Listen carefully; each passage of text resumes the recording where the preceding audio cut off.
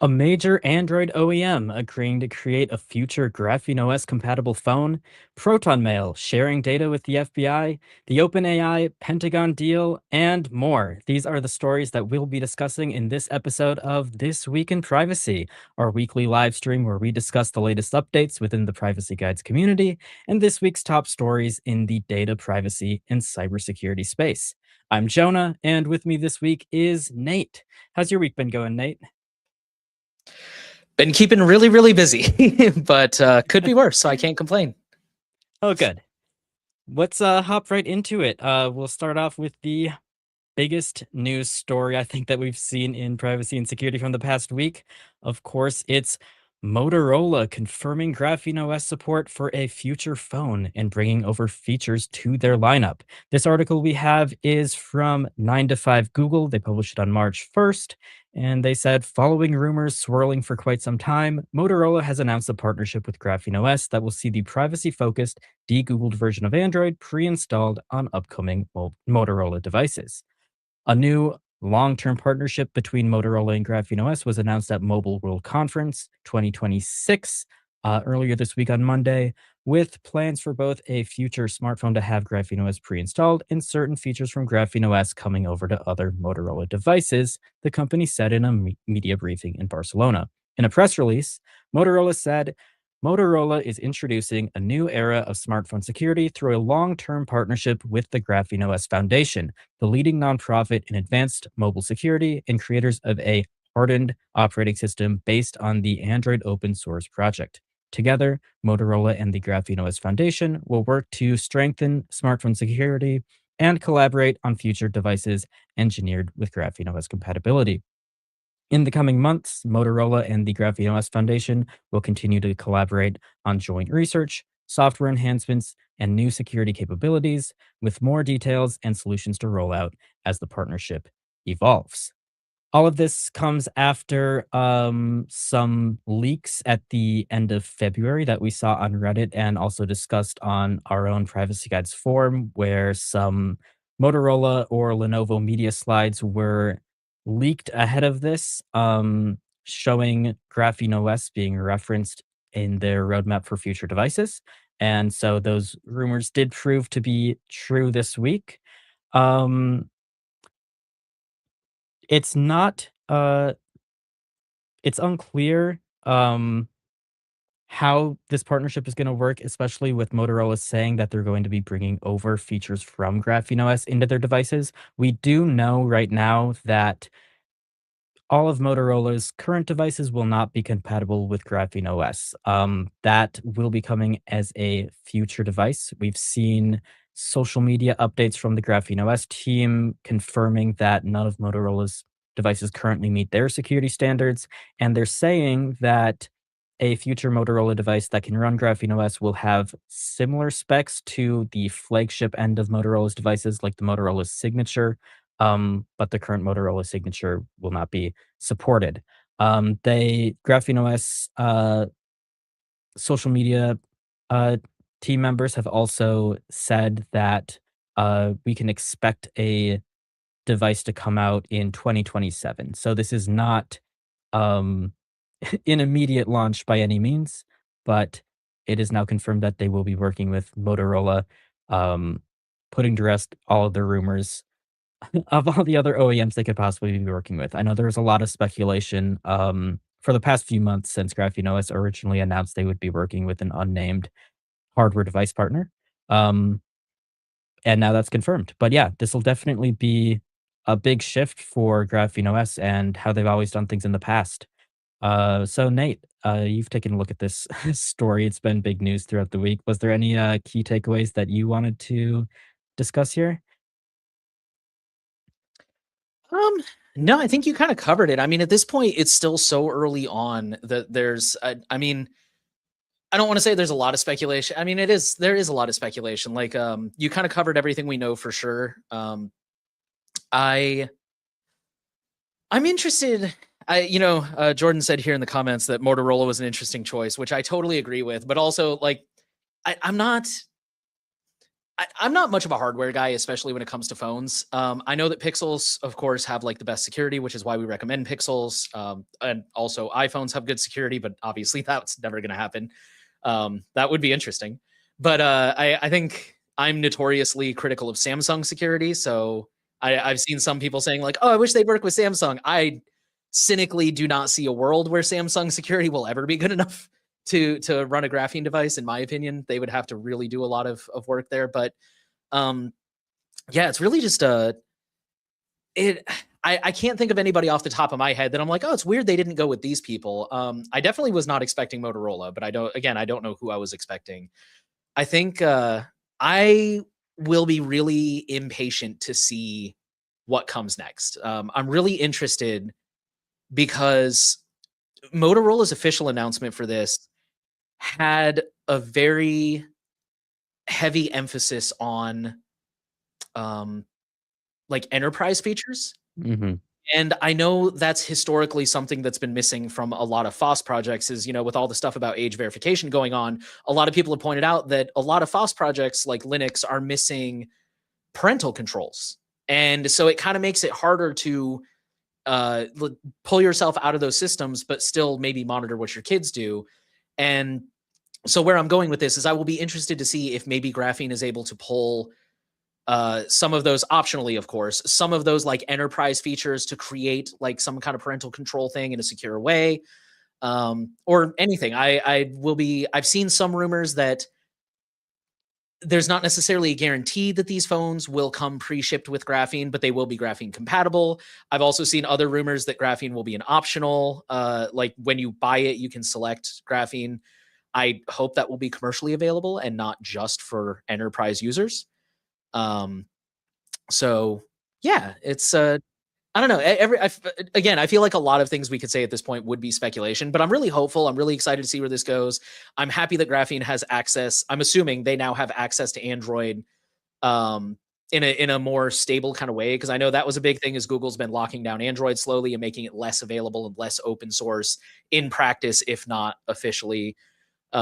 And a lot of ROMs have struggled with trying to get a hold of Android so that they can modify it and get it ready for releases, and that's been slowing down cycles. So I'm assuming now they have better access to that kind of stuff, and they'll, of course, they'll have, I'm assuming, access to the hardware to be able to like modify that, and they don't have to reverse engineer things.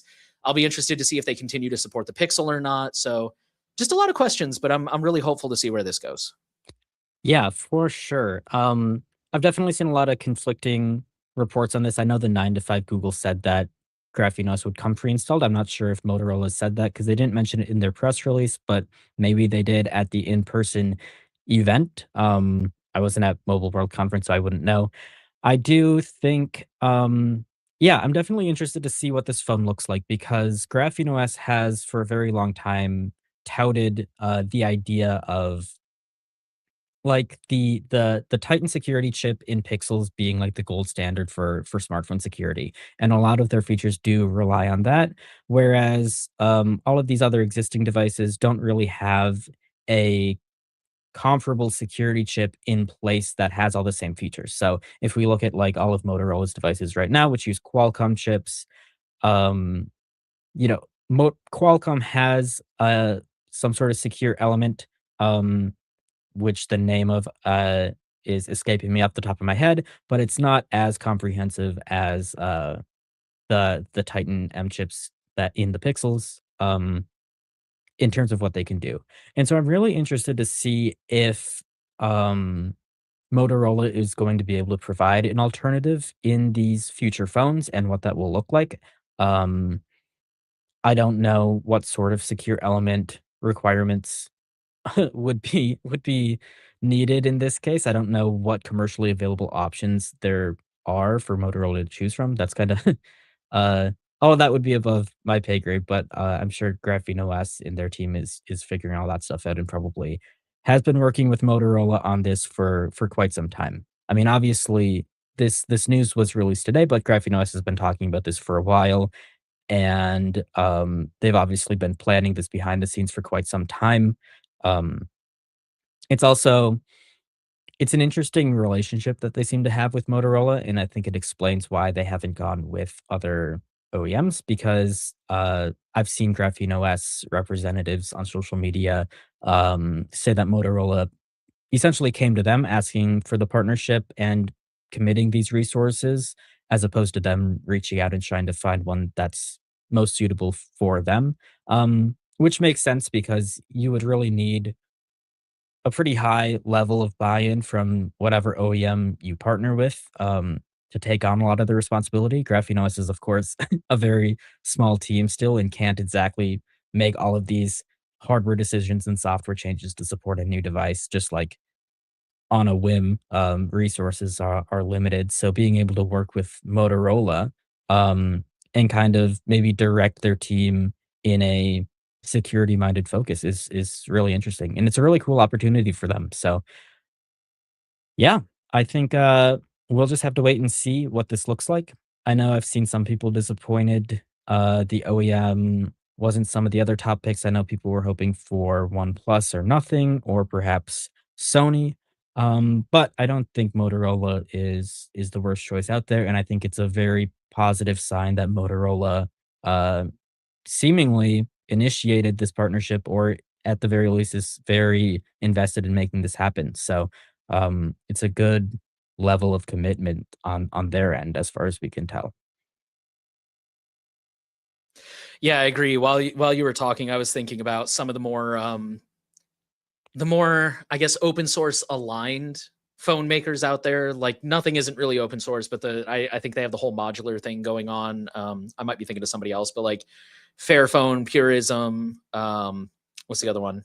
The Pine Phone, which I know those were probably never even on the table for security reasons. But yeah, I mean, it's one thing worth noting is I did see a video this week that dove into this topic a little more and showed also the Hacker News Y Combinator forum where Daniel was pretty active responding to some people. And he made a point of saying, like, this is not an exclusive partnership. So he said at this time, there's no plans for Graphene to work with any other OEMs, but it's not off the table. And I actually didn't know that about Motorola coming to them. But I think, I mean, I'm sure you said this and I'm sure this is a given, but like, I think this is great for Graphene. I think this is great for open source. I think this is great for the general consumer to have this easily accessible, potentially ships with graphene device, especially if that is, again, a consumer accessible option at checkout.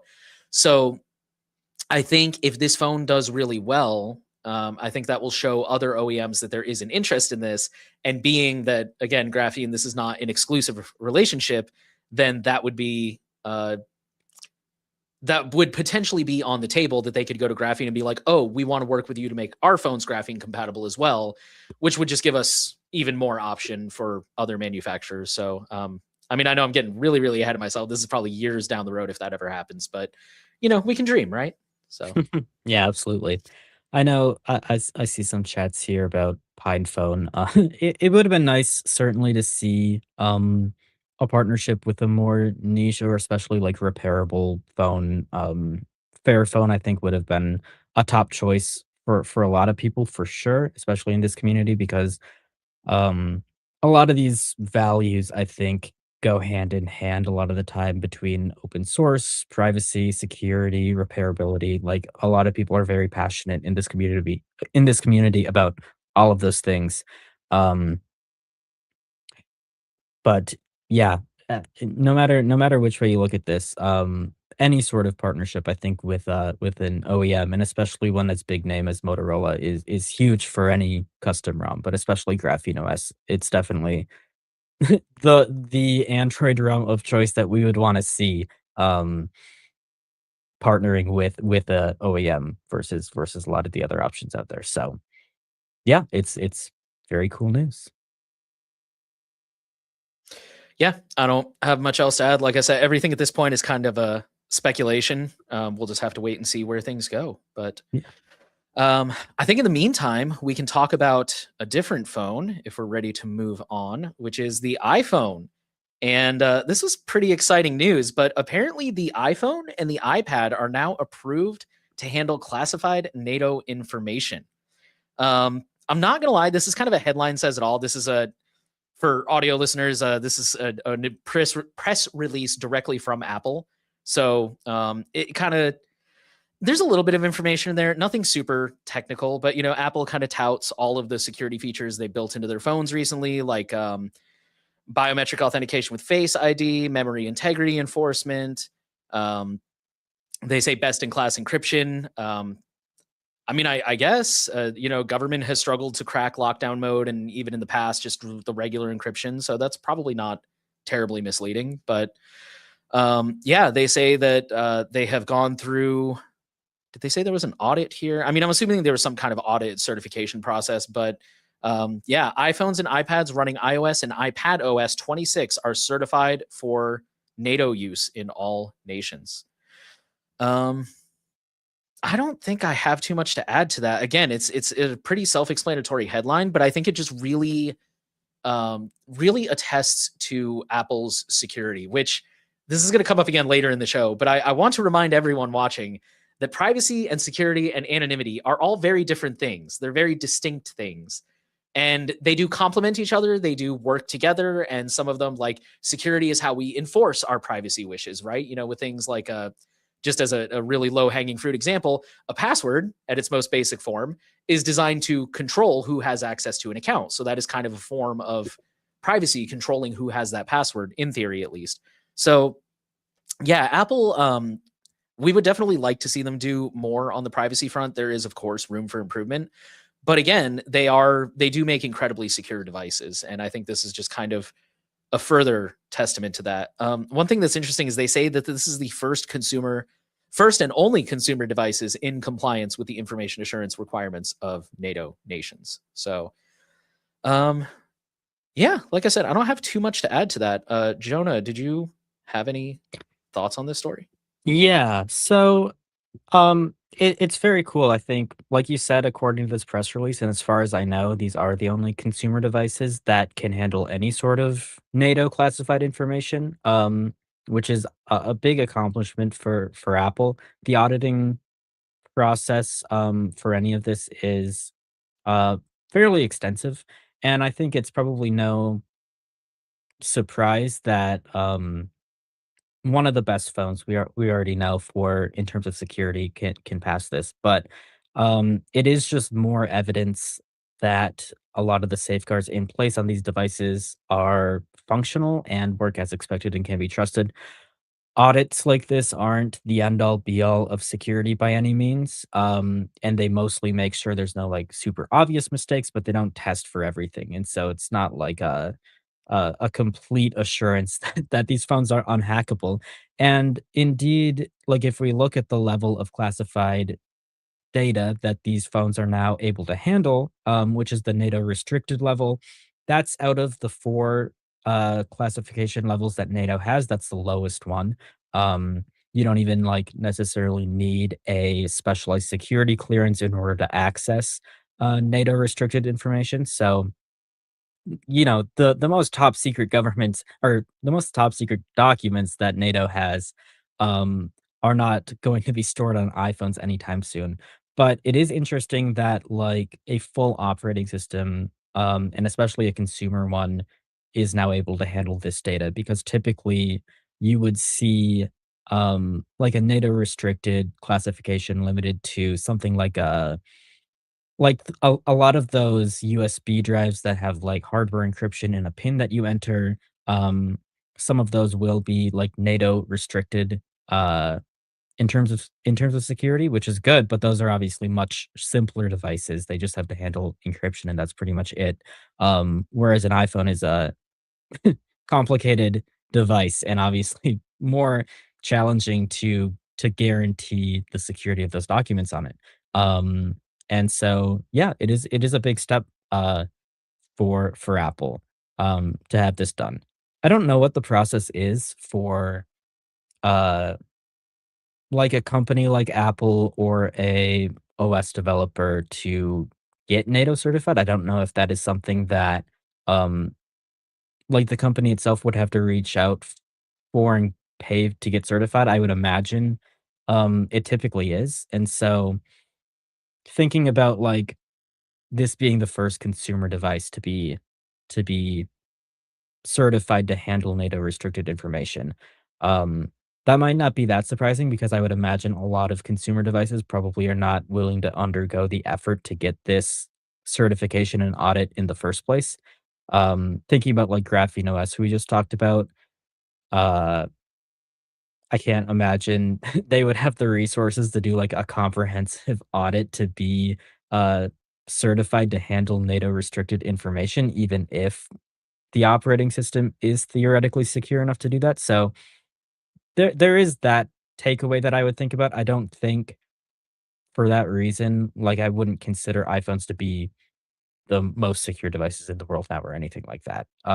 But it is certainly, a good sign for them at the very least.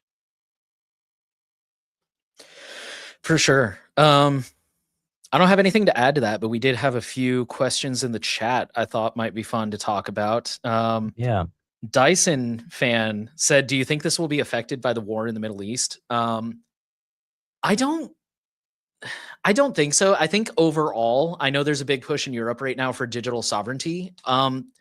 I think one of the reasons that NATO would view Apple as a maybe less risky company compared to someone like Microsoft is, putting aside the fact that Microsoft has been hacked by China more times than I can count. I think Apple does have a history of pushing back. Not all the time, definitely not all the time. I'm not defending Apple here. There's times they should have pushed back that they didn't. But they do have a history, especially in the US, of pushing back against government data requests. And I don't know. I would just imagine that kind of makes the geopolitical landscape a little bit more nuanced, I guess, in terms of why they might be willing to trust someone like Apple. But um, and then yeah, Jordan just real quick said, "I wonder what they use for computers because Mac wasn't included." I don't know. That's a good question. I know Germany specifically. I know there's a few states in Germany that are like switching over to Linux and LibreOffice and stuff like that. But I don't know about NATO as a whole. That is a really good question. So Yeah, I'm not sure. yeah. I mean, as far as, like, the war in the Middle East, I NATO is I know the US is a part of NATO, but the US typically, when it comes to, like, classified information or military stuff, they kinda do their own thing, and they have their own requirements for all of this. A lot of the NATO specific stuff, like this certification, for example, is gonna apply more to European countries, than the US in its own interests, so there is that to think about too. I believe, iOS and other Apple devices have been certified for a variety of US government security standards for quite some time, but I don't remember exactly what level they would be certified at or if it's comparable to this. I'd have to do more research into that. Cool. Yeah. I mean, that was a pretty quick story, but that was all I had on that one. Yeah, I think our before we next go story is about on. Meta. Oh, Oh yeah, let's you talk want to about cover? this. So this Okay. story was reported by TechCrunch here. Meta sued over AI smart glasses privacy concerns after workers reviewed nudity, sex, and other footage. According to TechCrunch, Meta is facing a new class action lawsuit over its AI smart glasses and their lack of privacy after an investigation by Swedish newspapers found that workers at a Kenya-based subcontractor are reviewing footage from customers' glasses, which included sensitive content like nudity, people having sex, and using the toilet.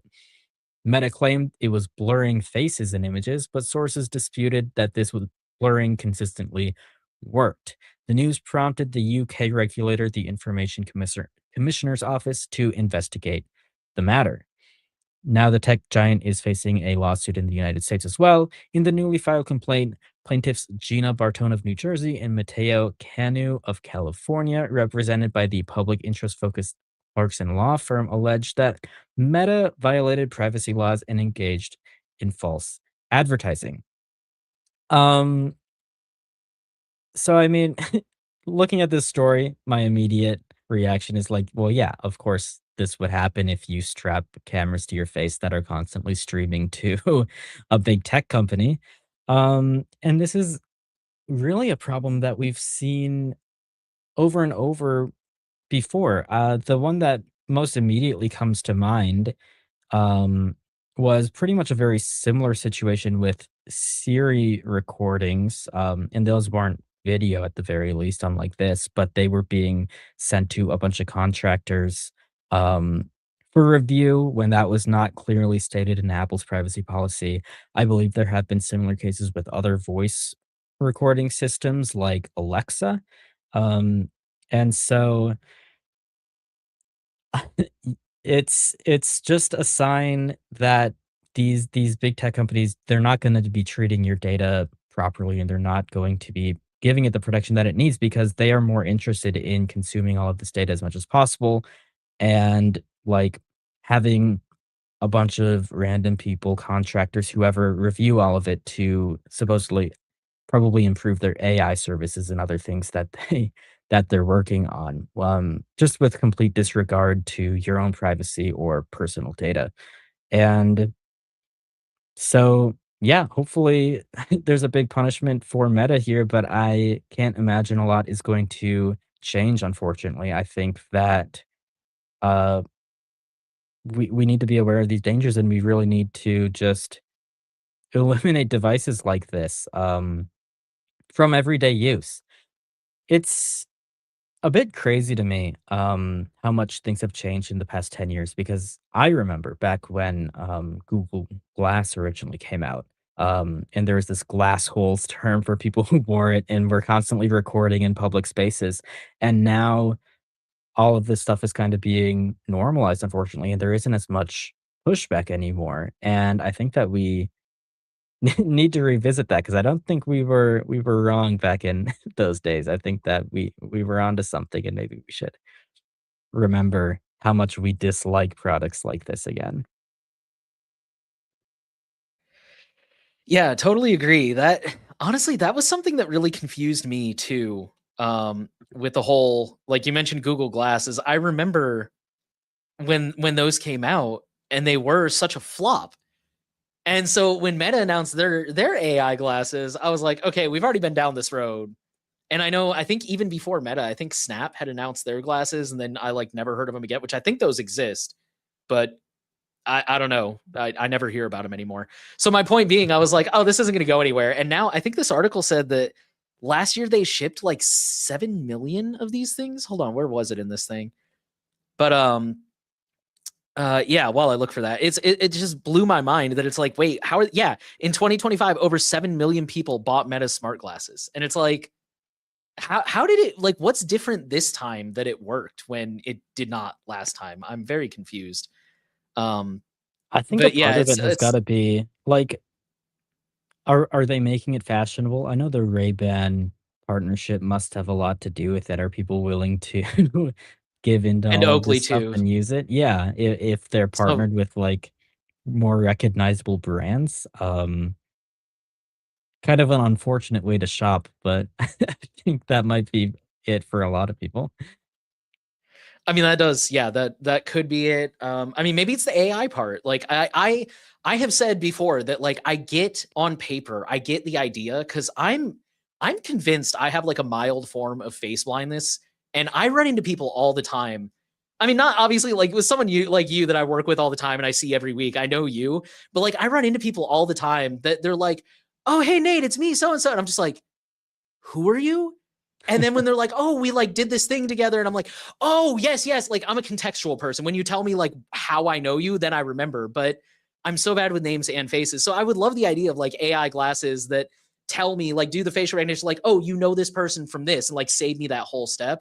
But I don't want it pinging back to the cloud, which of course it would have to do that. But my point being is like I get it on paper, but I still can't believe that like they managed to actually like make it stick this time. It's so weird to me. Well, and I mean, it doesn't have to do that necessarily, ping to the cloud. I know, not that I would advocate for this product to exist necessarily, but certainly facial recognition, that's something that has been around for quite some time, and well, you would need to have, like, a local database in your contacts or whatever. I do think a lot of people will already use this feature in, like, the Apple Photos app or the Photos app on their Android phone that automatically classifies faces and you can put a name for it. I think that's a fairly popular feature that runs entirely locally, and extending that to, um, a basic device like this, even if it has to ping your phone to run this computation, um Certainly, it's not necessary to, um, ping servers if you don't want it to, but big tech companies are very disincentivized to to do anything locally because there is so much data that they can slurp up with their servers and use for all sorts of AI and other purposes. And of course, we'll talk about a future story here in the show about these AI companies partnering with people who you probably don't want them to be. So that's the kind of direction that all of this uh, puts us in, and yeah, it's not great, and it certainly doesn't have to be this way. Just because this is the way that Meta has decided to make this product doesn't mean it's the only way that this product has to exist, and I think that, that's really important to remember. For sure. Yeah, two things I wanted to add real quick in response to Redacted said someone needs to make glasses that beams lasers at cameras as you walk around. That's probably destruction of property. There is an app. This is not an official recommendation because we haven't really vetted it, but I know there is an app that's supposed to warn you if there are people nearby wearing smart glasses, not just the Meta ones, but also the Snap ones, and apparently there's more than just those two. But I do have it on my phone. It has not pinged me yet, although I don't know if I live in an area where people are not using them. I don't know if it's maybe just false negatives. Your mileage may vary, but it is fully open source. You can go take a look at it. I So will if say it, I've never seen any of these in person myself. I don't know what area these are super popular in, yeah, but not around me, yeah. yeah, and I've had situations where like I've somebody's got like the big glasses and there's like a screw in the front, and I've asked them, I'm like, and I try not to sound like I'm upset about it because I mean, if they think I'm angry, they're definitely going to say no. But you know, I've asked people, I'm like, hey, this is totally out of left field, but like, are those like the Meta smart glasses? And they're always like, no, no, they're just whatever's, and so I haven't run into anybody yet, but yeah. And then the other thing I was going to say, just real quick to add some context to this article, it says that the reason there's a lawsuit is because Meta's advertising specifically says, and I quote, "You're in control of your data and content." And then there was like another quote there too. Um, I don't know, I lost it. Oh, built for privacy, designed for privacy, controlled by you. So yeah, it's. I think they've got it. I hope I'm not a lawyer, but I feel like they've got a really solid case here.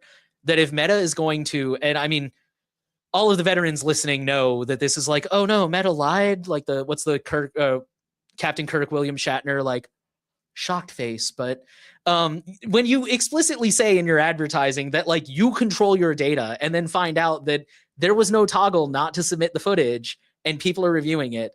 I think I put this in the newsletter that went out actually for this episode that that's kind of as much as we've talked about these things, we kind of blew over that part where it's like, part of training AI is that people have to review it, even if only every now and then. People have to review it and make sure it's working and correct it, um, which is a whole nother bag of worms that we're not going to get into right now. But I think it's funny that like for you and me, like that never even came up once because we just thought that was kind of a given, I guess, or for whatever reason, like we never even thought to mention that like, hey, by the way, there is no world in which people will not see at least some of the images and footage taken by these videos. So yeah.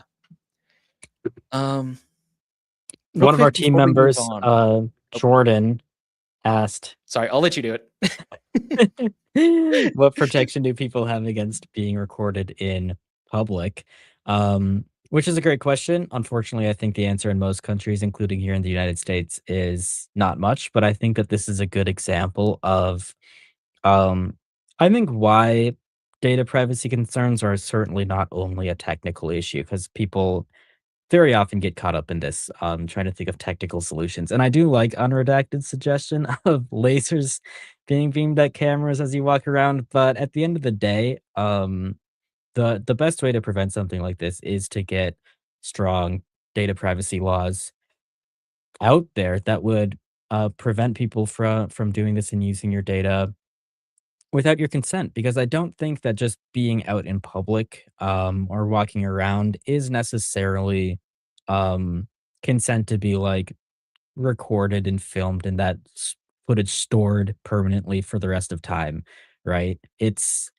Um, we really have to rethink, like, our relationship with technology and privacy, and, we can't just apply, like, past norms to the current state of what we're in. But, of course, there are so many incentives to not do this that I think people need to be more vocal about because, we've talked about this in the past few episodes, but, even governments are getting in on this, like, constant mass surveillance via companies like Flock, for example, just constantly trying to collect as much data as possible and seeing what they can do with it. And in a lot of cases, I think they don't really know what they can do with it yet. I think Meta, with these glasses, probably doesn't know what they can do with the data yet, but they're collecting it all in the hopes that they can do something with it.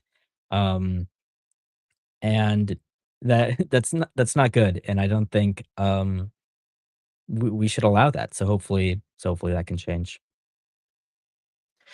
Yeah, the only technical solution, quote unquote solution that came to mind was I really want to buy some and review them one of these days. But I know you've probably heard of there's a company that makes glasses that they've got a few different models, and one of them is supposed to reflect IR. So they look like relatively normal glasses, depending on how you feel about the style of them. But the frames are designed to very invisibly reflect light back to a camera, and it's mostly for facial recognition. If I've read, granted, this all came from their website, so it may not be 100% accurate, but according to their marketing materials, it's like some cameras, like surveillance cameras, they'll use IR to like better map your face for facial recognition purposes, and it's designed to throw those off.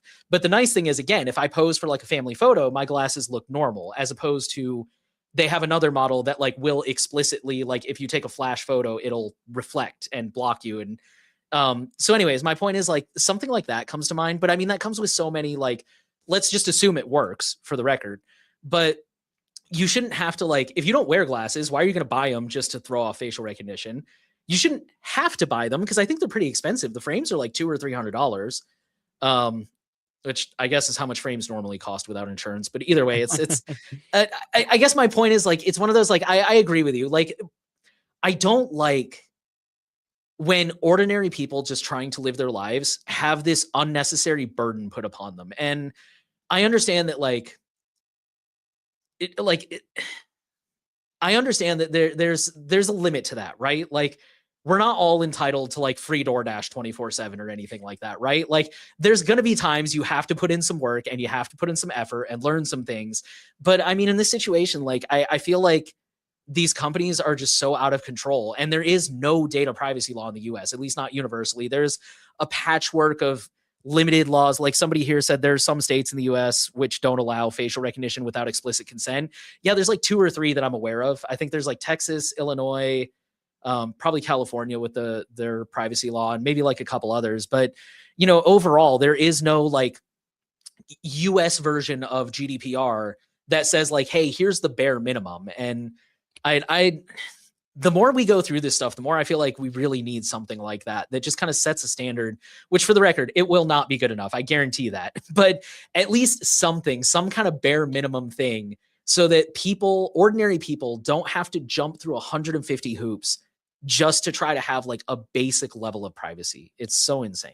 And it's really important that, like, you can't just claim to be working around these privacy restrictions by, like, anonymizing that data or whatever, because in cases like this, for example, we know that that technology doesn't really exist, or it will, like, if you wanna blur faces, in all of these videos, it probably relies on AI, which, again, I'd point out Meta said that they were doing in this case, and it didn't work consistently. That's just going to be inherent to all of this technology. You're never going to be able to 100%, um ensure that all of this data is being handled privately no matter what Meta is claiming about this. And really, the only solution here is to not collect that data in the first place and to not give Meta that data in the first place.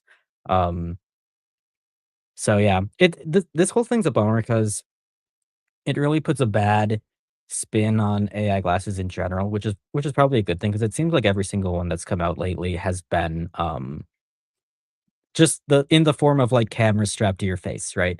Which is always, like, that's never been what I wanted from smart glasses, even before I got into privacy. I've always just been a huge fan of future technology, and I was like, "Smart glasses, that could be that could be cool because I would want to like a heads up display to see like navigation or live translation or a ton of stuff that does not at all require cameras. Like recording people constantly, that's probably close to the very bottom of the list of things I would ever want to do with my glasses. But that is the direction that all of these tech companies are going in rather than um, something more useful and less privacy invasive, unfortunately. So it's a shame. Yeah, I really just real quick, I want to drill home what you were saying about like how the face blur isn't enough. Like it's takes a shockingly small amount of data to de-anonymize somebody. And it always cracks me up when it's something like location, right? Like, oh, but we anonymize the location. And how many other people in the world spend 8 hours a night at this location and then 8 hours a day at that location? Like that alone tells you who I am. And then this one with like the whole, oh, but we blur faces. Hi, hello. I don't think that matters for some people. For audio listeners, I'm showing off my arm tattoos. Like even if you blurred my face, it's pretty obvious, you know? And so, yeah, I could see, I'm thinking back in my own history. I could see a few small scenarios where like having a camera strapped to my face would be super useful, but that was like 3 times a year at my old job just for me. Like, I don't think most people really need it that much. So, yeah. And certainly, that could be a separate product that like, what if I just have a little camera that clips onto my glasses if I wanna record something, right? I don't need it constantly Yeah. constantly on and recording. This is a very niche use case, I think, for a lot of people. Yeah. Super crazy. But on that note, we do have some site updates before we launch into our next story. We are going to talk a little bit later about Proton Mail. I know that story just came out the other day, but first, here's what's going on at Privacy Guides. And for those of you who may not know, Privacy Guides is a nonprofit which shares data privacy related information. And we facilitate a community over on our forum and on Matrix where people can ask questions and get advice about staying private online and preserving their digital rights. So first up, big news, our smartphone privacy and security course that we have been talking about for months now. We've been releasing videos little by little. It is finally 100% available in full, no membership required. You can go over to YouTube. I believe it's on PureTube now. If it's not, it will be very, very soon. We have, for those of you who may not be aware of this, we basically built a 3-part smartphone course about how to make your smartphone more private and more secure. And there's a beginner, intermediate, and advanced level. And there is also an iPhone and an Android version. So yeah, whichever one you use. And you can watch them all and you can decide maybe some of the stuff in the advanced level doesn't apply to me. Maybe some of it does. If nothing else, it lets you know what your options are out there and our official recommendations at this point in time about how to make your smartphone as private and secure as possible. And again, that is out now. So go ahead and check that out. And then some big exciting news. Myself and Jonah next week will be in Austin, Texas. We are at an unofficial South by Southwest party being hosted by EFF Austin. We will be doing a little workshop about how to improve the privacy and security of your phone. So, and if anyone's in the area and you have never tried graphene and you're like kind of worried about it, we will actually have a little demo device that has graphene on it so that people can play around with it and kind of see like, oh, this is just like a normal Android. Like there's nothing to be scared of. I can use it just like an Android. So we'll have that little demo device, but also we'll just be answering questions and, offering our advice about how to harden your phone. And full disclosure, I am on the board of EFF Austin. So, but yeah, we will be there for anyone who's in the area. Yeah, come stop by if you're in Austin. It'll be super fun, I think. And we'll share a link to the to the event information and meetup stuff in the sources of the show. So yeah, if you're in the area, definitely check it out. It should be fun. And also I will say, since it will be taking place next Friday, we will be hosting this show in person there. So that'll be fun for people who watch this as well. Um, in other news, we have a bunch of big stuff that we announced on our website this week. The biggest thing that we launched was a new section related to privacy activism. So if you go to privacyguides.org/activism right now, you can find all of these resources. Our staff writer M has been working super hard on getting all of these up, and it has a ton of useful advice. Not for like just activists in particular, but activists for privacy, people who want to advocate for data privacy in their local communities, or in terms of legislation, or in terms of anywhere else that you might want to uh, be an activist for privacy rights. And so all of these tools are meant to empower the kind of digital rights community that we are in. And the first tool that we released in this section is the Privacy Activist Toolbox, which it looks like Nate is scrolling through now here on the screen. Essentially, this toolbox is a list of resources and articles that give you advice on how to be the most effective privacy activist you can be, and how to effectively and clearly and sustainably advocate for privacy and digital rights.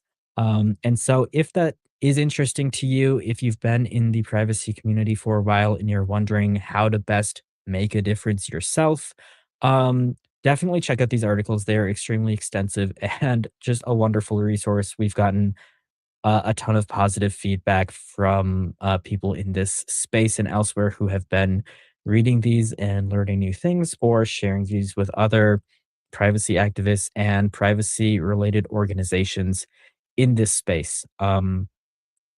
The activism section in general is something that we hope to continue expanding. We have a few things on the roadmap, and hopefully, we can share a bit more information about that soon. But for now, I think that all of these tips will prove to be super helpful for some of you out there. And if any of that sounds interesting to you, definitely go to privacyguides.org/activism and check out that resource. Other site changes, we've done a few very minor things. The most notable one was that we removed mention of like zero knowledge encryption or zero access encryption from our site, because those terms are not very clear and we found them to be confusing. So we're kind of transitioning to being more descriptive. Zero access encryption is kind of a marketing term that gets thrown around a lot, and zero knowledge encryption is not really technically accurate. It doesn't make a lot of sense outside of like zero knowledge proofs, which are totally different things. So hopefully, some of our resources around encrypted tools that we recommend, etc., are more clear, and we hope to use better terminology to describe that stuff going forward. That's not just marketing jargon. That's a big thing that we want to try to eliminate from all of our resources as much as possible. So that was a big change.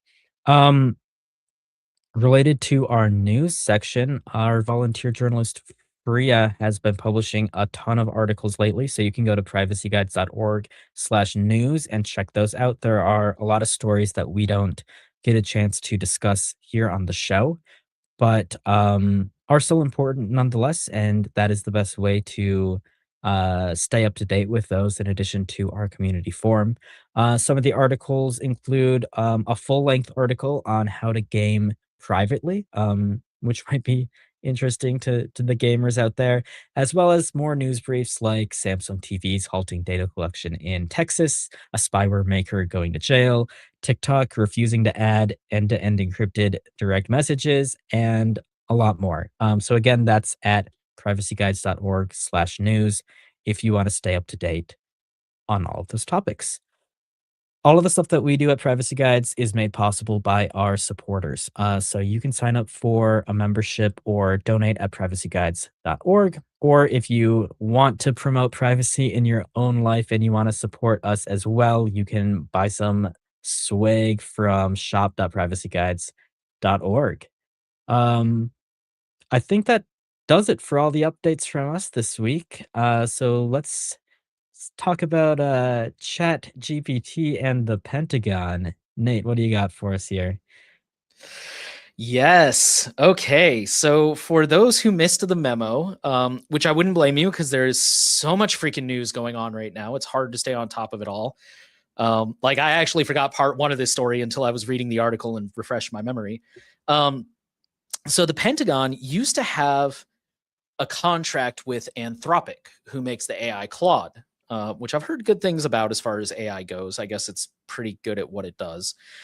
But Anthropic had some stipulations in their contract, specifically that you could not use Claude for mass surveillance on Americans, and you cannot use it in autonomous weapons. And the government tried to pressure Claude into dropping those stipulations and doing whatever they wanted. And I will admit I'm not fully versed in the nuance of this story, so I apologize if any of my opinions are a little wrong here. But to their credit, Anthropic stuck with their guns and said, no pun intended, stuck with their guns and said, no, we're not going to do that. And the government dropped them and said, we're not doing business with you anymore. Went on to declare them a supply chain risk. That's a whole nother thing that we're not going to get into. But OpenAI, as they do, swooped right in and said, hey, we'll do business with you. I mean, I don't know how else to put it. So Sam Altman, the CEO of OpenAI, basically he's clarifying the terms of this deal now because he recognizes that that was not a good look to just come in. Here's what he says. We were genuinely trying to de-escalate things and avoid a much worse outcome, but I think it just looked opportunistic and sloppy. You can take that at face value if you want or not. You can probably tell how I feel from my tone, but that's neither here nor there. But either way, he's clarifying that they are still holding to the terms that OpenAI cannot be used for mass surveillance. Noticeably, I don't think this article said anything about the autonomous weapons, but yeah, and I think that's kind of the, again, that's kind of like the bare bones of the story. We don't know a lot more. We know that, I mean, AI, and I'm sure a lot of our veteran viewers know this, but like AI is so much more than LLMs, right? And there's a lot of people who don't even like the term AI because it's been around for a long time. Like AI research goes all the way back to like the 60s, I think, which is pretty crazy when you think about it.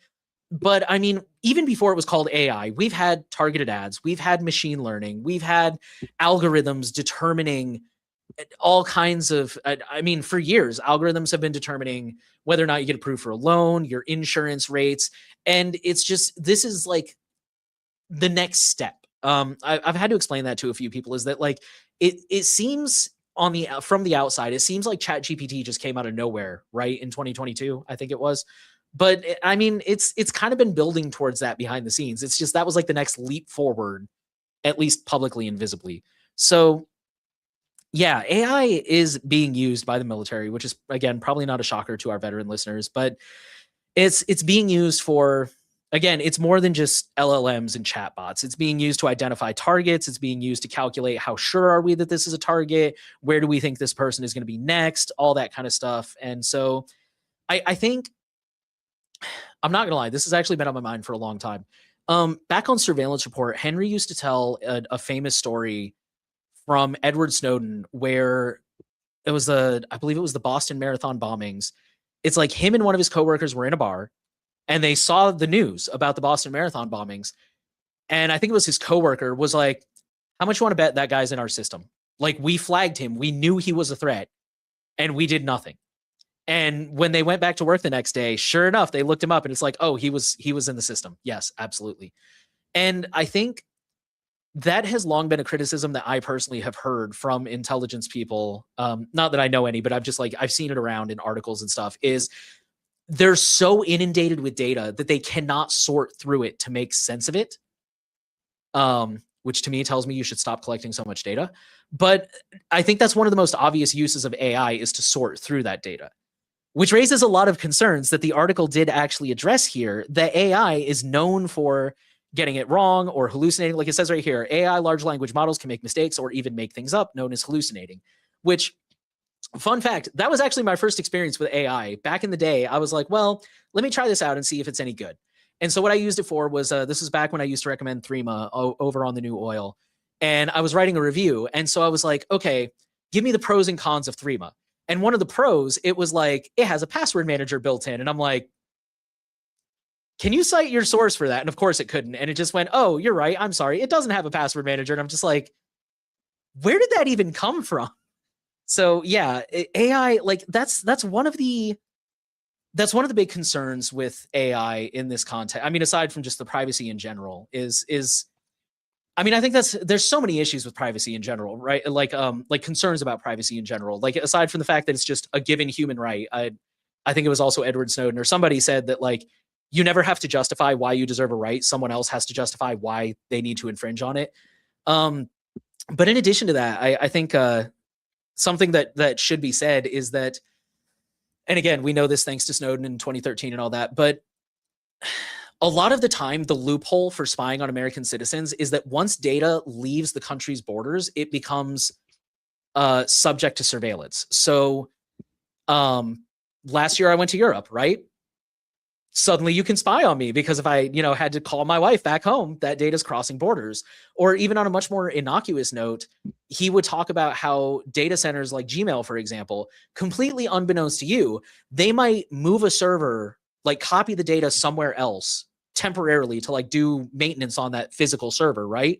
And that data might go to Canada, Mexico, whatever, or even just sending an email. The internet, as far as I understand, like it tries to optimize and take the fastest route to something, which let's say hypothetically, if for some reason the fastest route from, I don't know, Texas to California is jammed up, it might again bounce over to a server in Mexico and then bounce back over to California to use the fastest route. And now again, your data is open for interception. So it's yeah, there's just so many privacy concerns with AI. And the fact that the fact that this is even a discussion or a question from the military of like, well, can we use it for mass surveillance on Americans? Why? Just, yeah, I don't know. I think that's kind of all my thoughts on that one. Yeah, I would definitely. I know you said we wouldn't talk too much about this, but I would want to highlight the idea that the U.S. government was going to flag Anthropic as a national security threat for making these demands. I think it is very concerning that the U.S. government was so insistent originally that like the ability to spy on U.S. citizens domestically was like a hard line that they needed to have not roped enough in this application, especially because this is in agreement between AI companies and the military. Certainly not the people you would want surveilling on your own citizens.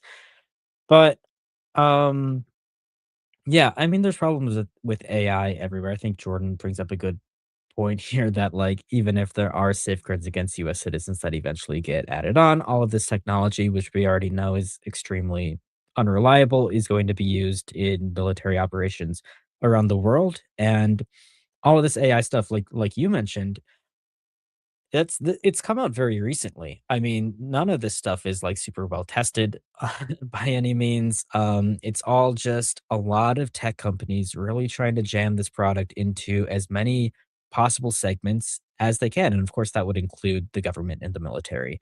And it's all about getting a return on this massive investment that they've all made into AI development. And it just it's it's becoming an actively dangerous situation. I think we can see from this story here.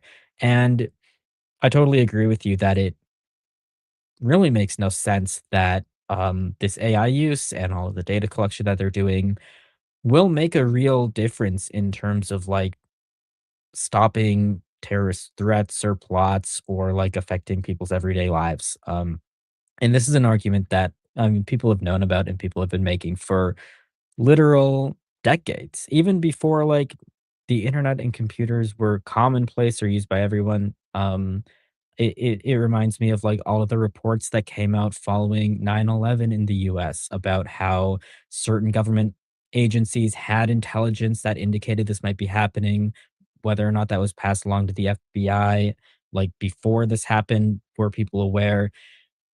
I think the general consensus there was like, nothing was as definitive. It wasn't completely reasonable for like anyone to expect that that event was going to happen ahead of time, but certainly like these people were in the systems and that data didn't lead to anything actionable happening. And it's similar to the case you talked about, where the perpetrator was in their systems and was already flagged, and that didn't lead to anything being stopped because all of this data collection, it isn't leading to to any positive outcomes here. It's they're using national security, I think, as a front for what they really want to do with all of this data, but much like a lot of security protections that we have, like the TSA, for example, this is just a matter of security theater in a lot of cases. That isn't actually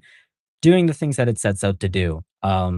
They have plenty of other reasons to want this data, and I think national security or stopping threats or stopping terrorists or protecting children or whatever excuse you wanna you wanna come up with these days.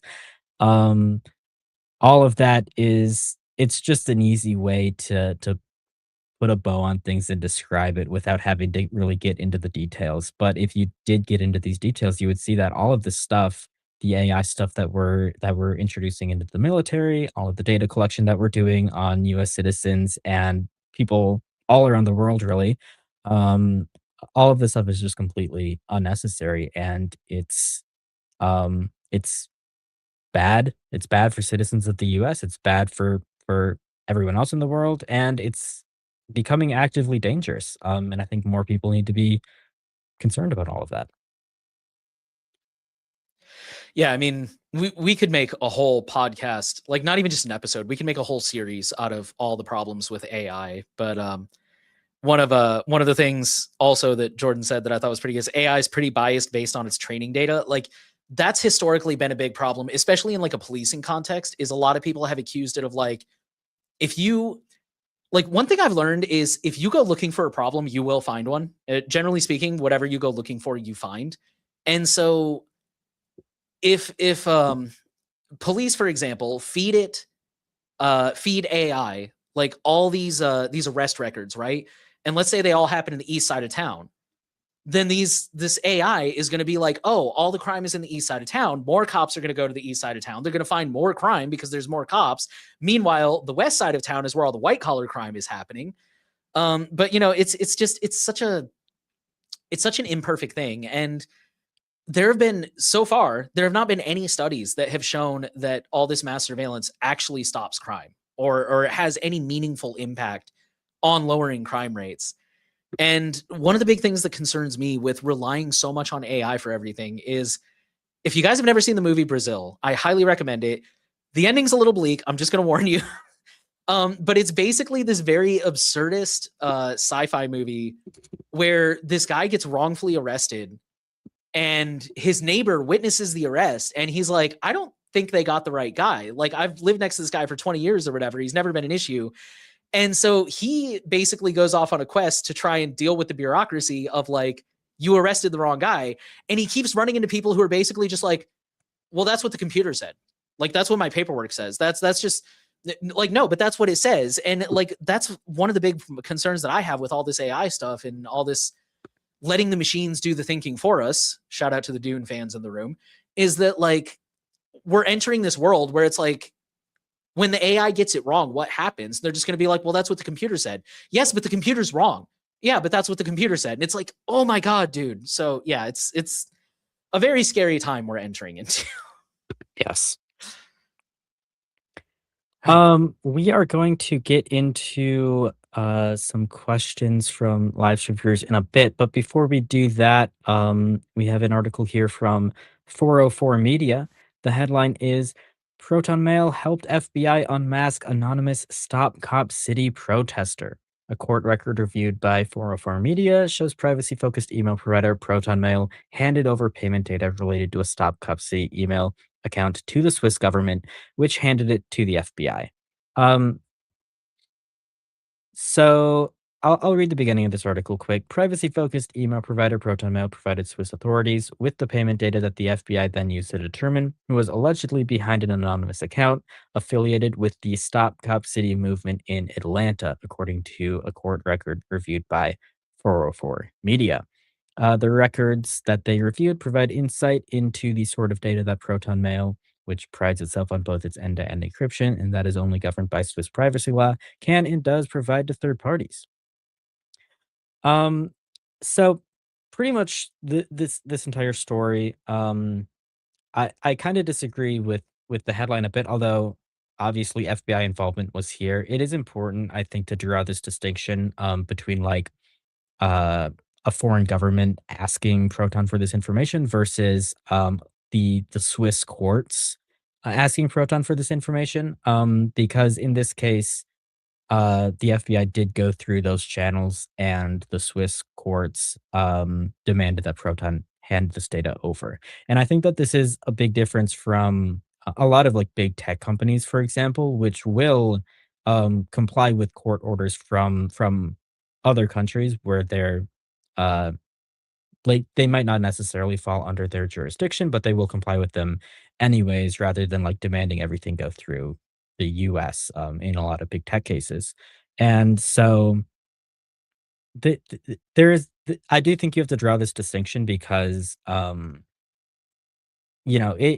the Swiss courts do limit a bit um, as far as like what information can be requested. But obviously, we've seen a number of times that they have been, willing to demand the data of activists in this case, who aren't necessarily, uh, doing anything illegal. I don't know exactly what, these people are being accused of, but I do know that charges against a lot of the people in this case, according to 404 Media, in this article, actually, they say that they've been dropped. So it's not clear, like, who's involved or, like, what level of certainty the FBI even had in the first place as to like what crimes the person behind this email uh supposedly committed. At the end of the day, kind of similar to the big story with Proton revealing the IP address of a French activist a little while ago. Um it the issue isn't necessarily the fact that they're handing over information, although it's certainly not great that they have this information to hand over in the first place because, we can look at court cases, uh, from Signal, for example, where the amount of information that they have and do hand over is extremely limited, whereas it seems like a lot of, data that Proton has is not protected as you would expect. Um, but I think it really just highlights the importance of, um, understanding what data you have is protected and isn't protected when you use any service, including Proton. Um, because the encryption that is used in a lot of cases, and certainly in the case of Proton, which is an email provider, which is already not a great technology for protecting this sort of metadata. Um, the encryption that's used even in end-to-end encrypted products varies widely. So we could think about Signal again just for a simpler example, compared to WhatsApp.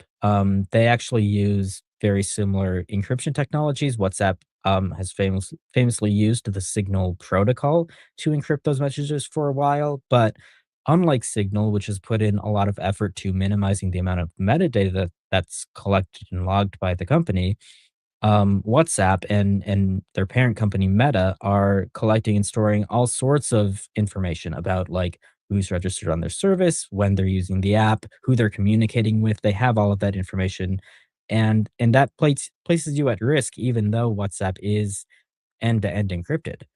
Um, and similarly here, uh, at the end of the day, like I don't think it's reasonable to expect Proton to um like, not comply with court orders, of course. I don't know.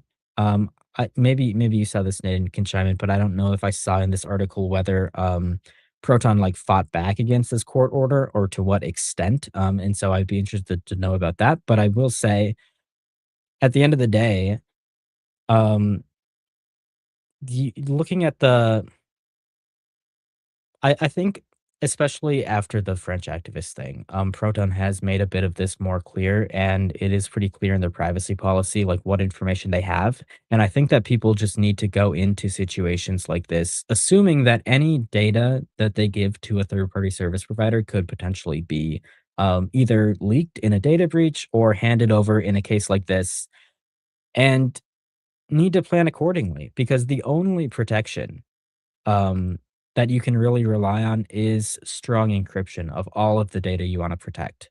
You can't rely on privacy policies. You can't rely on companies, avoiding court orders. If they have the data, um, it will eventually be leaked, whether it's the company giving it away or whether it's a hack, which seems inevitable. I mean, Nate, you publish like a data breach roundup every single week, right? With all sorts of companies that are hacked all the time. I think it's more than most people would expect. And yeah, you can find that on our website if you want to go back in time and see all of these happening. But um, yeah, you have to rely on encryption and you have to really take a look at what these companies are encrypting because Proton is taking a lot of data that they do not encrypt at the end of the day, and you need to plan around that. Yeah, it's yeah, real quick fun story on the data breach note. I started doing that back many moons ago. I started my own just solo podcast. And when I ended up teaming up with Henry at Surveillance Report, that was like my one stipulation is like I want to bring the data breach section. And that's kind of why I started doing it here as well, is because like you said, I think people don't realize how frighteningly common data breaches are. And that was kind of like my thing is like I wanted people to realize like if for no other reason take your privacy seriously than the fact that this happens literally every day. Um but yeah, it's I think the reason I always like to share these stories about Proton sharing data is not to beat up on Proton necessarily, but I mean, for one, I already know there's going to be a lot of people out there spreading conspiracy theories about how Proton's a honeypot, and this just proves it. And but it's like you're saying, like email. So many. I think this is actually in one of our upcoming videos here that should be coming out soon. So many of the technologies that run the internet were invented literally in like the 1960s when there were 10 people online and they were all like college kids. And there was no need for security because nobody was doing banking transactions. Nobody was doing sensitive military plans. Nobody was sharing like intimate communication. It was all just literally like research that was all going to be made public at some point, anyways, right? And like maybe a few notes here and there about like, hey, did you get the document or whatever? But so security was really kind of an afterthought. And unfortunately, as the internet grew and scaled, we kind of just kept bolting afterthoughts onto this stuff. And that's how we end up with things like encrypted email, which, Proton is great, Tuda's great, but both of them and Mailbox and like all of these, they're really just applying band-aids to technologies that were never really designed to be secure. And that's why we like things like Signal that were kind of like, what if we went into the ground floor and tried to be as secure as possible? But even then, those have use cases. Like I always push back on that. I personal pet peeve of mine. I hate when people are like, "Oh, well, you shouldn't use encrypted email because email was never designed to be secure. Use Signal instead." And it's like, great. The day my bank agrees to send me a Signal message, I will be in agreement with you. But we're just not there. Like, unfortunately, again, we still have all these legacy technologies that are floating around because they just are. And I think I think these stories are unfortunate because Proton, like every company is going to try to market why you should use them, right? And I think especially for the target audience of people like Proton, it's very difficult to explain to people in a nutshell why they need something like Proton or PGP or anything. It's very difficult to explain to them why Gmail and Yahoo are not secure and also to explain nuance, right? It's a very fine line to thread, especially when you're talking to the masses. And I think there's definitely places where Proton could do better. Like I think with that French activist one, Proton did actually change some of the wording on their website because it wasn't technically wrong, but I could see how somebody could get the wrong impression. And I don't know, this stuff. I'm trying to put my thoughts in order here. It's frustrating because I don't think Proton necessarily did anything wrong here. but I could see how people could be lulled into a false sense of security. And I do want to point out, somebody pointed out here in the chats. They said like no end-to-end encrypted data was given away. The account owner simply had bad OPSEC. It's this person. Like I will admit, I pay for my Proton account with a card. I use a privacy.com card, which is linked to my name. Like if I was the person in this scenario for whatever reason, the FBI could request data from Proton. Proton could say, here's their card info. They could trace that back to privacy.com, who could trace it back to me. I know that's not fully anonymous, but also I'm not an activist. If I was doing like serious, heavy activism work, I would probably take some more steps. I don't really want to victim blame here, but I guess and Proton pointed that out too. They said like we do accept cash, we do accept cryptocurrency. They don't accept Monero. I'm going to always call out on that. But it's like it's important to know the limitations of a tool. And again, like I mentioned this earlier in the show, there's a difference between privacy and anonymity, right? Proton is not promising you anonymity, at least not by default. You're gonna have to jump through several hoops to do that. So I think it's just really important to keep in mind the limitations of these tools. And I just remembered you said is from what I understand, Proton did not push back on this order because they were informed that apparently this person, I don't know if charges were dropped. The article said that charges hadn't been filed. What exactly did they say? 404 Media is not publishing the person's name because they don't appear to have been charged with a crime according to searches of court databases. So maybe they haven't been charged with a crime yet. But apparently Proton was informed that the person in this situation was violent, that they had already shot at one officer, that they had explosives on them. I don't know how true that is. That's Proton's justification, and you are welcome to have your own opinions on whether or not that was justification enough. But it is it's Proton does push back sometimes. They kind of do it on a case-by-case basis, which I don't know how I feel about that, but they try to get as much of the facts of the case as they can before deciding whether or not they want to push back on a court order. But yeah, it's I don't know. I think for me, the big thing again is I hate seeing people confuse privacy with anonymity and get really upset and be like, oh, Proton shouldn't have complied. Like Proton even said this. I don't know if it was in here, but there was like a Reddit thread where Proton issued an official statement, which was very professional. I was impressed by it. And they did mention basically that like, look, nobody can operate above the law. Like there's not a country in the world where we're not subject to somebody's laws. And they choose to be under Swiss laws. They feel that Swiss laws are very thorough and set a very high bar. But yeah, I mean, ultimately at the end of the day, I personally would be more worried by a company who ignores the law because they're going to get shut down eventually. Like they can't keep operating outside the law. So yeah. Yeah.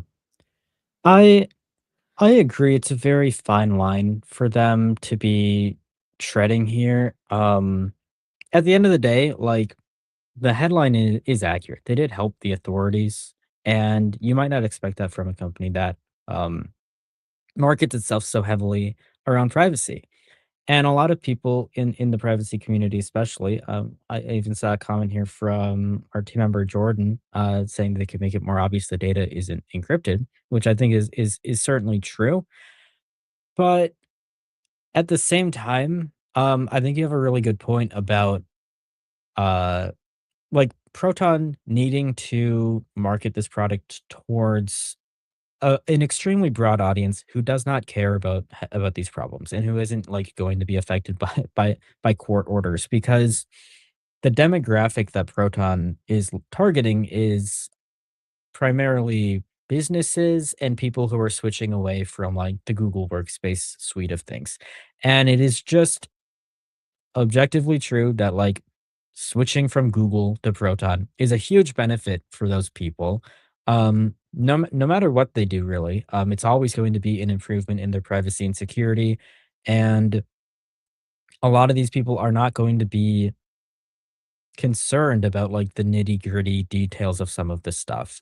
And also to Proton's credit, like between their privacy policy and their blog and some pages on their website about transparency, for the people who are concerned about all of this stuff, you can find all of this information pretty accessibly on their site and in their resources. You do have to look for it, which you can certainly argue is unfortunate, but also you can see that as a legitimate decision for them to make because it doesn't probably make a lot of sense to overwhelm the type of person or business that's switching from Google and Microsoft to Proton with all of this stuff that isn't going to impact them.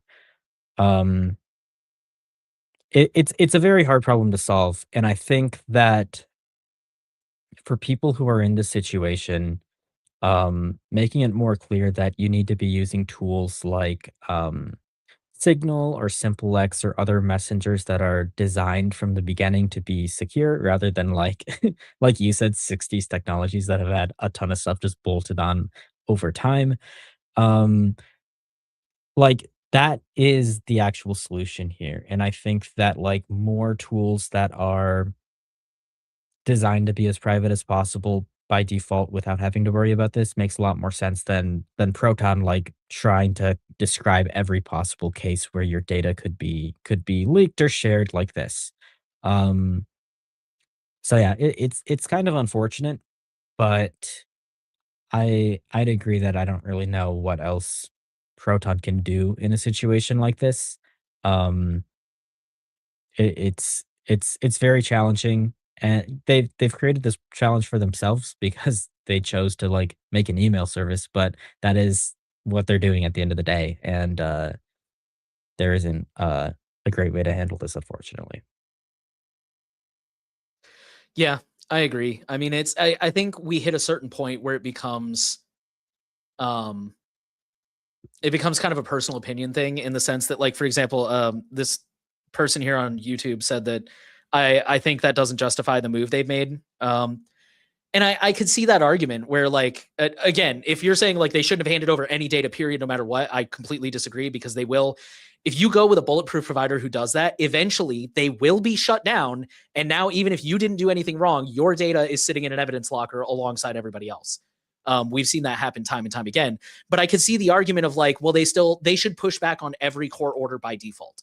And I can see that argument. I don't know if I necessarily agree with that for the record, but like I definitely see where you're coming from. So that's what I mean when I say like we kind of get to a point where it becomes personal preference. Like, should they have pushed back harder? Should they push back every time? Because there's also a part of me that says, well, if they cooperate, let's say they cooperate on objectively awful cases. Like, we know this person was genuinely a terrorist in the wrong. We know this person is trafficking CSAM. We know this person is doing awful, awful things. Then I feel like that kind of improves Proton's position when, if they get a BS request that's like, oh, we just don't like that this journalist wrote mean things about us. Okay, cry me a river, go home. We're not turning over the data. So I don't know. It's just it's personal preference. But yeah, it's that same person just said there's a reason I've always avoided email. Kind of backing up what you were saying. It's less. But you know, we need to focus on things whenever possible. Again, I mentioned that my bank is never going to send me a Signal message, at least not anytime soon. And I wish they would, but yeah, trying to avoid email when you can, trying not to, I don't know, just trying to move to those more private or more secure from the ground up alternatives where possible is kind of the only solution, but it has its limitations for sure. So, um, but I think that was all of our stories this week. I was poking around Proton's website. Let me close these tabs. Those were all the questions. So it's time to start taking viewer questions, actually. If you've been holding on to any questions about any of the stories we've talked about, go ahead and start leaving them in either the forum thread or the comment section of the live stream. And we're actually going to go ahead and start with the forum thread, which last I checked only got one question. Yes, that is correct. So we have a question from Anonymous571. First of all, big thanks for the work that we do. Thank you. You said, in the past, I used a single Gmail address, which was not your main email address, for all sorts of random account signups for things like Discord, Amazon, Netflix, news websites, one-off trials, etc. You said, I've used this email address for many, many years. Needless to say, it's a bit of a cluster. Younger me thought that I was being smart, not having these accounts fill up my main email address with spam. Cut forward to today and being more privacy and security aware. You got, ironically, a Proton subscription with a custom domain. You've been updating all your old accounts to either Proton or simple login aliases and aliases on your custom domain. Got me thinking, however, is this merely updating my email with a unique alias a waste of time? Should I rather be creating completely new accounts for all these websites? The thinking is that they likely keep version history of my email address so I could still be linked or profiled based on previous email addresses. A data breach could also expose the email history, so it doesn't help in that respect either. Updating my email with a unique alias on all these websites is one thing, but creating new accounts and closing the old ones gives me goosebumps just thinking about it. Um, I have some complicated thoughts on this one. Well, I complicated in the sense that I feel like it's very nuanced. It's always nuanced, right? So I don't know. Do you want to go first, Jonah, or you want me to I jump into my mean, thoughts? yeah, I could give a few thoughts on this. We might be thinking about the same thing here, but I do think certainly it's a good thing to switch to Proton, start using simple login aliases for all your accounts because it is super important to use a different email for every site that you use for the same reason pretty much that you'd use a different password for every site that you use, which is that, especially you don't even necessarily have to be concerned about the website itself tracking you, although that is definitely a concern with some websites. But as we talked about previously in the show, data breaches are super common, and these sites will like when these data breaches are out. If your email is shared between data breaches, that does create a pattern that can be used to track you across these sites and create a profile of like the kind of sites that you're using. And these data breaches are super common, so you don't want to have any information between data breaches that can potentially be linked together. That is a privacy concern. Um, as far as, updating your email with accounts you already use or deleting accounts and starting over, that is something that is going to really depend on what you think is worth it. I think the person who has this question really laid out a lot of the reasons why you might want to do that, and also the reasons that you wouldn't want to do that, especially like um, just the effort involved in having to recreate all of these accounts. And it really depends on how you feel about that site. I don't think for a lot of websites that you would sign up with, it's probably fairly unlikely that they are tracking like email history, for example. And if we're talking about like a big tech company or a data company like Amazon or Facebook, I would think that that is more likely. But if you're talking about like a general e-commerce shop or a random form or whatever, um, it's probably unlikely that they're storing that historical data forever, and so changing that might be fine. But of course, that is a case where you would have to trust that is happening, and you'll never know for sure. So I think the way I would sum this up is just like at the end of the day, you have to decide whether the whether recreating all of these accounts is worth it for you, but that's going to be an individual and maybe even a site by site basis. Which I couldn't really tell you. I don't know if you have more actionable advice than that, Nate, or if that's kind of what you're thinking, but definitely share your thoughts. Yeah, very similar. I will say, um, this isn't necessarily proof, but in all the years that my brain has become an encyclopedia for companies that have had data breaches, I've only ever seen one that had a breach that exposed the email you signed up with. I can't remember who it was, but I remember it does stick out in my mind because I remember thinking like, "Oh, that's weird. We've never seen that before." Um, so I mean, I find it kind of hard to believe that if this was a common practice of companies keeping like a history of your email addresses, that they would keep. I find it hard to believe that if companies were doing that, that we wouldn't have seen more of those breaches by now with how common these breaches are. It's certainly possible, obviously, but I don't know.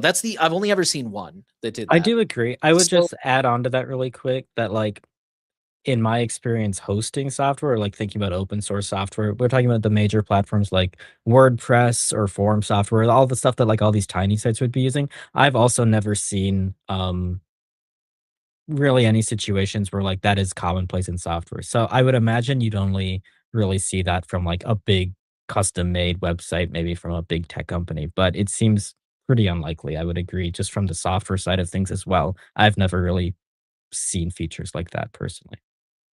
Anyways, And also that story that I referenced, it was literally only the sign up email. So if you signed up with Gmail and then you changed your email like 50 times, it would only have that Gmail and then your current email. It was really weird. I wish I could remember who that was.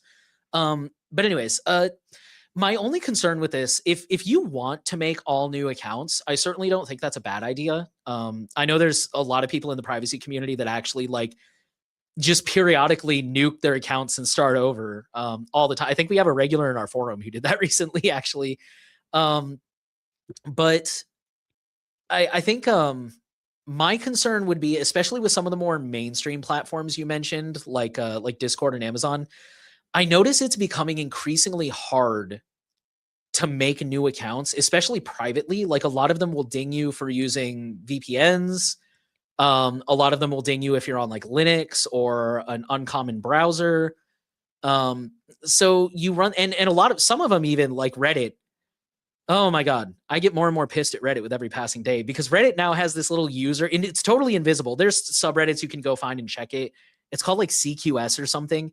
It's basically like a user score. And if you're not active enough, if you're not messaging enough, if you're not using the platform enough, your score lowers and they think you're a scammer or a spammer bot, whatever, which I guess kind of makes sense because that is a thing. If you're like someone who spends too much time on Reddit, which I have in the past, that is a thing where like people will literally make accounts and then sit on them dormant for like 6 months. And then they'll sell the account to somebody who will start spamming. Because, now they're not like a brand new account and they don't look suspicious or, they'll go out and they'll like get a whole bunch of karma and then they'll sell the account to someone else. So I kind of get why they do that or, people lurking that just like only send DMs or whatever. But it makes it frustrating. I shared this story a couple weeks ago. I have an account where I've identified myself as the new oil. I used to be really active in like r/privacy. And I logged in for something. I don't even remember what, but I logged in for something. And on my homepage was r/privacy. And it was a question that I was like, oh, I can leave an answer to that real quick. Like I'm qualified to answer this. This person seems like they're asking a good question. So I went in and I typed out my answer. And when I hit post, it was like, oh, your score is too low. You can't post in here. And I'm just like, all right, whatever. Don't care because I haven't posted in like a year. So yeah, it's that would, I guess where I'm going with that is that would be my main concern is if it's something like, Domino's and you're ordering pizza, right? They don't care. As long as the card goes through, make a new account, whatever, if you want to. But if it's something like, again, like Reddit, Discord, they're probably going to put up some blocks and like make it probably more of a pain in the ass than it's worth, in my opinion. And especially some of them like Gmail, Discord, they might require a phone number and they're kind of strict about not allowing voice over IP. So at the end of the day, it's probably going to be more work than it's worth, in my opinion. But it does depend on your threat model. Yeah, I guess that it really depends on your threat model and how much work you're willing to put in. But I don't think you have to. I think if you want to, it's not a bad idea. But in some cases, you might get diminishing returns.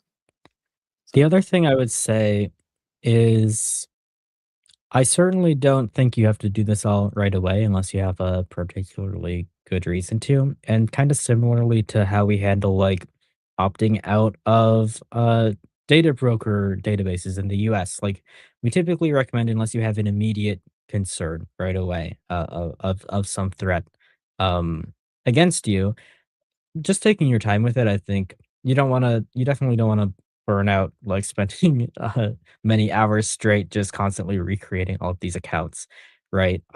This is something you could do over the course of I mean, even a few months if you want.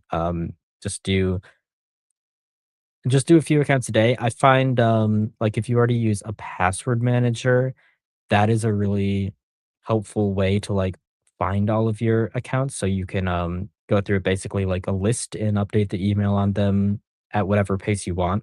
If you aren't using a password manager yet, definitely start using one because that would be that's super helpful for just I mean, not only like all of the typical benefits of a password manager in terms of security, but also just having a list of like all the places you have an account in the first place. That comes in handy very often, and it's a huge benefit of using a password manager like that. Um, so yeah, just going through things, taking your time, is probably fine. Uh, but yeah, really depends on your situation. You mean you don't have to be me, the psychopath who changed all my passwords in one weekend in one sitting? I don't think you have to be, I would say. If that gets you going, then good for you. Yeah, I wouldn't recommend it, but I definitely did that. It was not wise. Um, all right, so going through the chat here, just to address a few of the chats. Back with the headline stories, somebody asked, "Will GrapheneOS have two flavors now, or will there remain one flavor?" As far as we know, there's still just going to be one version of Graphene. There's not going to be multiple versions per device. Yeah, and So I believe it's been confirmed that, like, you'll be able to install GrapheneOS from their website like usual on these devices, which I would expect because GrapheneOS places such an emphasis on, like, you have to trust every single aspect of the installation process to know that, like, your phone is secure, and so doing it from a trustworthy source that you can verify from the very beginning is important for your security, and I can't imagine GrapheneOS would give that up. They've also said that I believe GrapheneOS has confirmed, in one of their social media posts. It's so hard to find some of this information about GrapheneOS because they don't have it's in a lot of sporadic social media posts rather than one place, so I don't have the post pulled up, but I believe I've seen that, it won't they're not gonna be including any, like, Motorola bloatware in GrapheneOS or anything like that. I think it is still an open question as to whether Motorola will pre-install it, as we discussed earlier, and if that will be called GrapheneOS, or if, like, Motorola will be pre-installing maybe a fork of GrapheneOS that does have their security tools, and maybe they won't call it GrapheneOS. Maybe they'll do it for different branding reasons, so it's not considered to be a second flavor of GrapheneOS, but maybe their stock operating system will incorporate a lot of GrapheneOS features, and you could maybe consider it, similar to GrapheneOS in that regard. I don't know if that will happen or not. It's very unclear what the final product will look like, but I think that, we're pretty certain that there will always be just the standard GrapheneOS that we're all familiar with right now, available across the board with this device and with Pixels, as long as Google decides to support this, and that the experience shouldn't change. So you'll always have just the standard GrapheneOS option, no matter what Motorola decides to do with the stock stuff on their end. that just occurred to me. This is totally off the cuff, so maybe I'm being stupid here. I wonder if this will, in a way, pressure Google to maybe not full on reverse course, but maybe be a little kinder to custom operating systems. Like I can't imagine it's a huge like I doubt like 50% of people that buy Pixels do it to put like graphene on their phone or something. But I have to imagine there is a not insignificant portion of people. And I wonder if this like opening of competition, because like Graphene is really the only one that's like Pixel only, right? Like Calyx people can go to the Fairphone. There's a couple of Motorola's. Lineage people can choose every device ever made practically. Like, but so I feel like now that Graphene has competition or like, you know what I mean? Like now that there's other options, I wonder if that'll kind of make Google like hesitate a little bit and like, oh, maybe we should not be quite so aggressive because we might actually drive some people away. I don't know. Maybe it's just me dreaming, but True. And kind of relatedly, I brought this up in some of the GrapheneOS discussions on our forum this week, but I almost wonder if this partnership with Motorola can maybe convince Google to change their policies around like Google Play certification, especially when it comes to banking apps.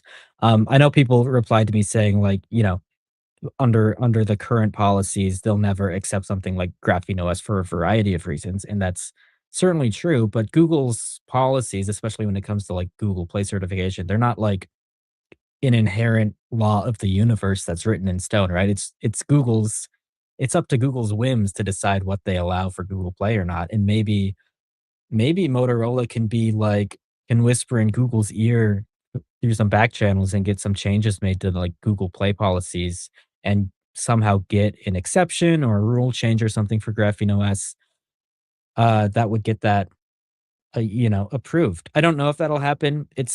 I would agree it's probably extremely unlikely, but it's probably the closest we've come to it. And if that's possible, that would be huge for GrapheneOS because I know a huge issue that people have is especially banking apps, but other apps that unnecessarily use Google Play's like safety net API and other services that don't work on uncertified products like GrapheneOS. So that could be a game changer if Google decides to allow like sandbox Google Play into that program. Seems unlikely, but you never know. I can always hope. Yeah, for sure. Um, we had another question early on. Question for question time. How do I choose a laptop? Any suggestions? Definitely going to be a Linux distro. We do have a page about how to pick your laptop hardware, don't we?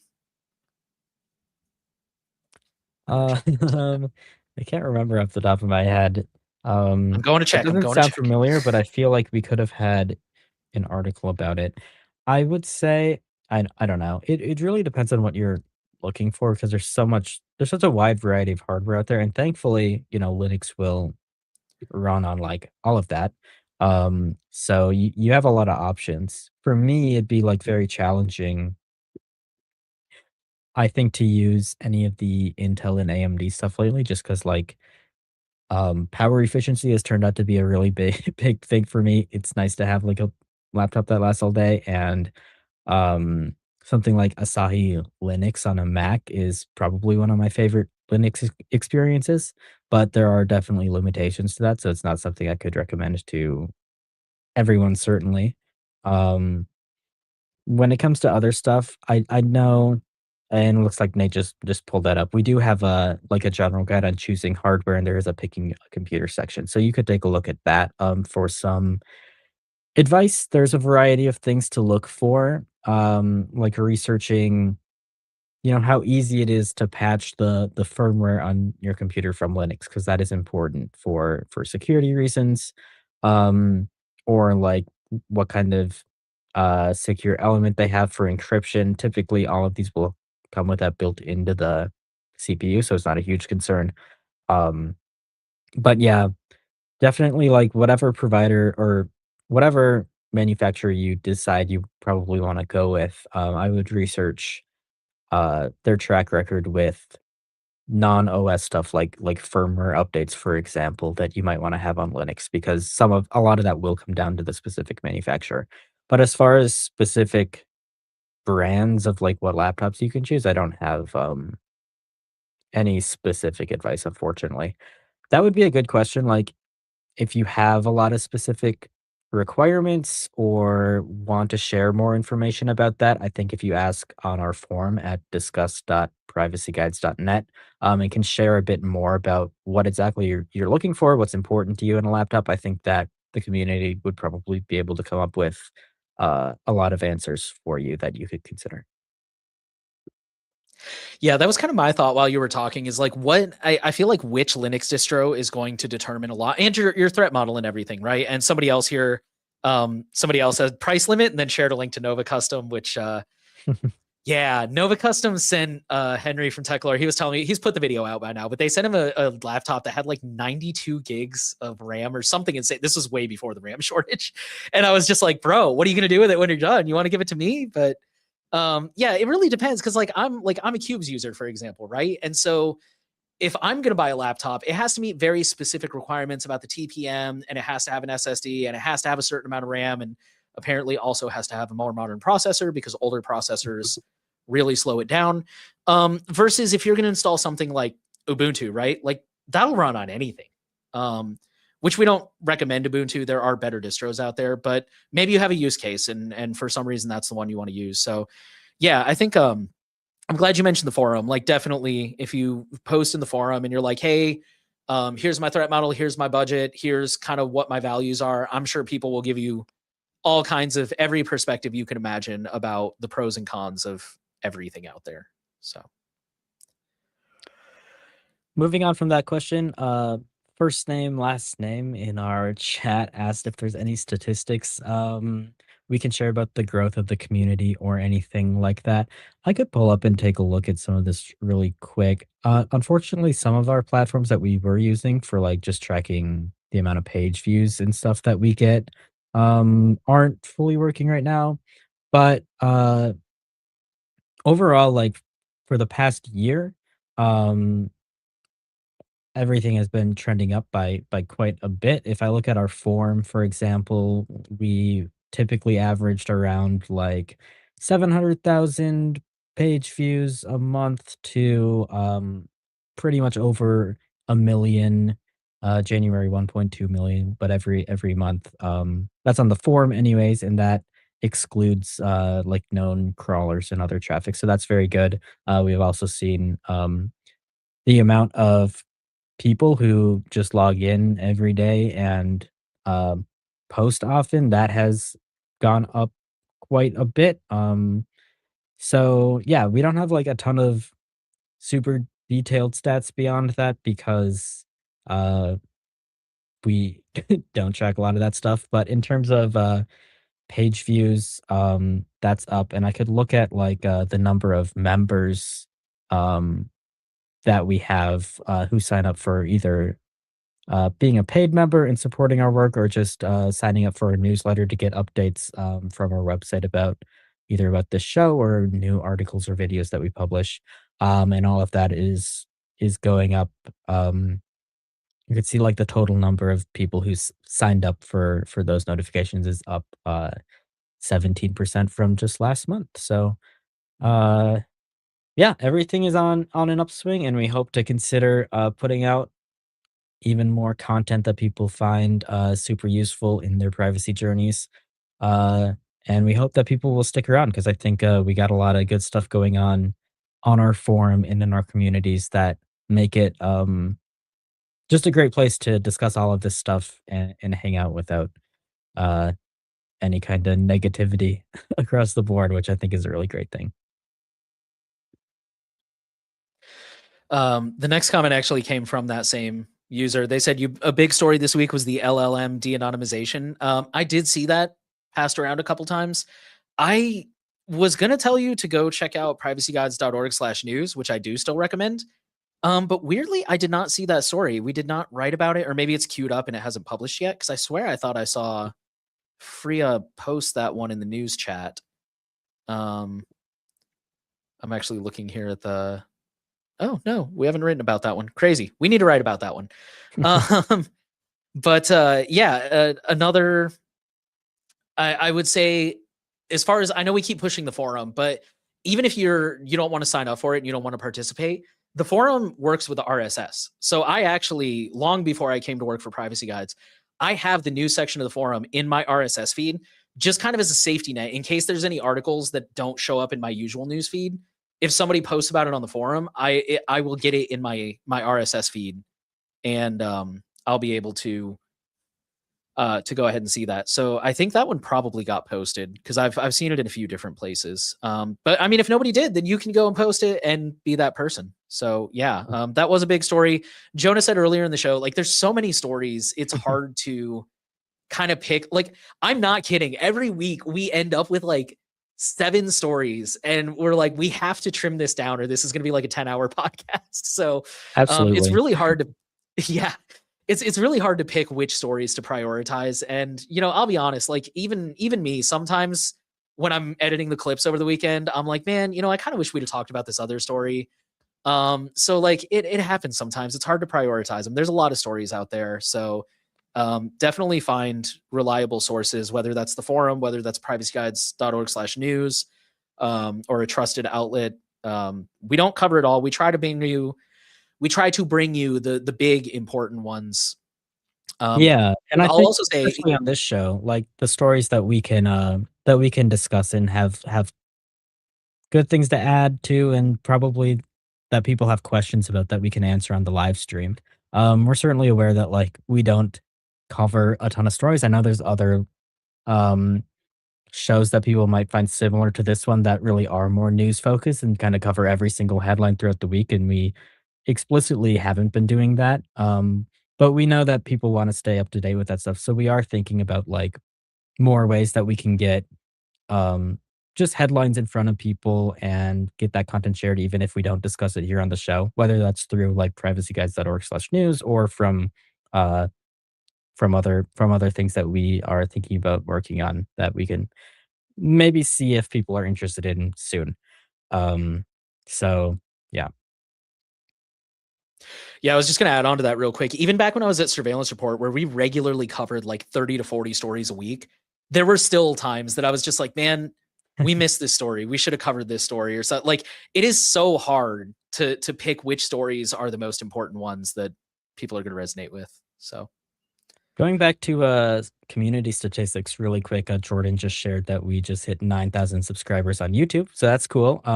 Over 1,400 of those subscribers are just in the last month, so that's definitely growing quite a bit. So yeah, and of course, we're constantly getting new followers, whether it's on PeerTube or Mastodon or other social media platforms too. So all of those numbers are up as well and continue to grow. So yeah, I'm very happy that more people are becoming interested in all of the topics that we're talking about here because I think it's important. yeah, for sure.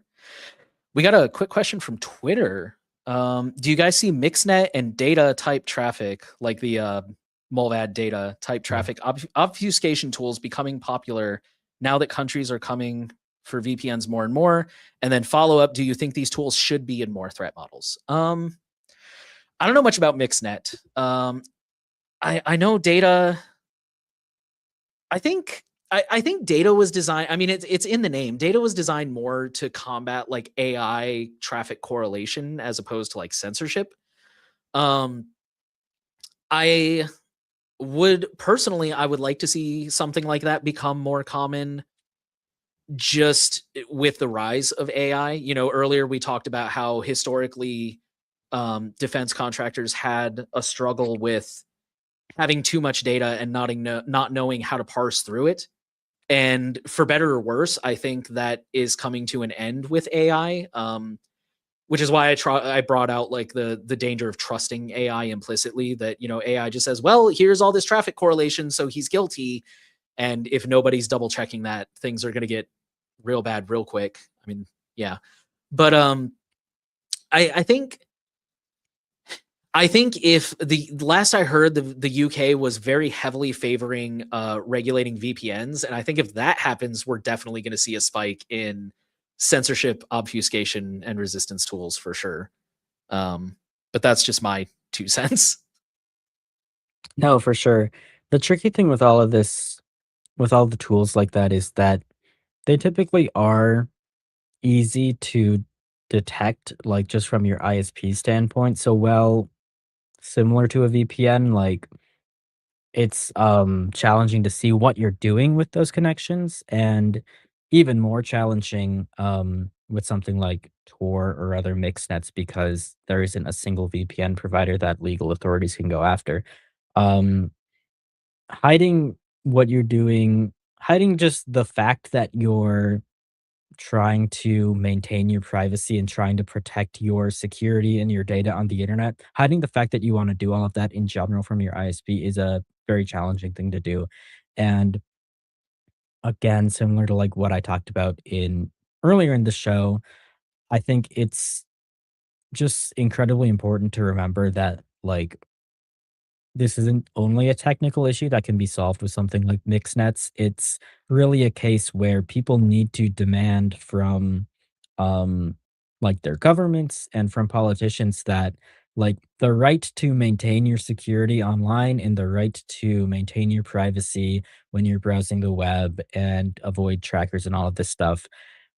That is something that needs to be enshrined in law and upheld by these institutions. It's not something that, like, technical people are going to be able to just thwart forever if the governments are really going after this super hard.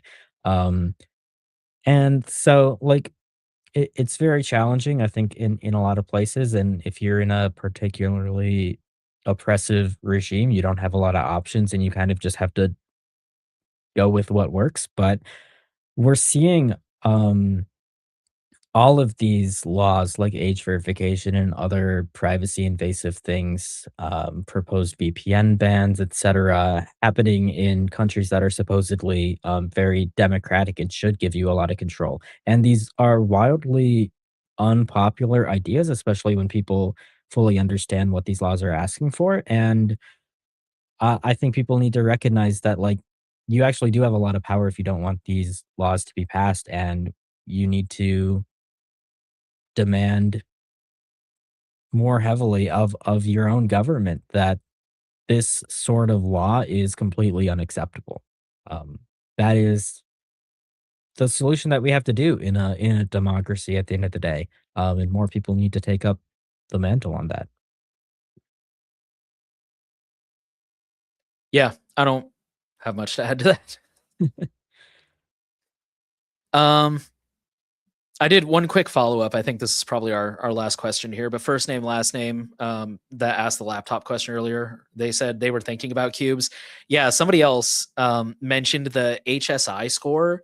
Cubes does have, it should be fairly easy to find if you, I think if you just go to their documentation, it's like one of the first topics. They have a really good documentation for cubes.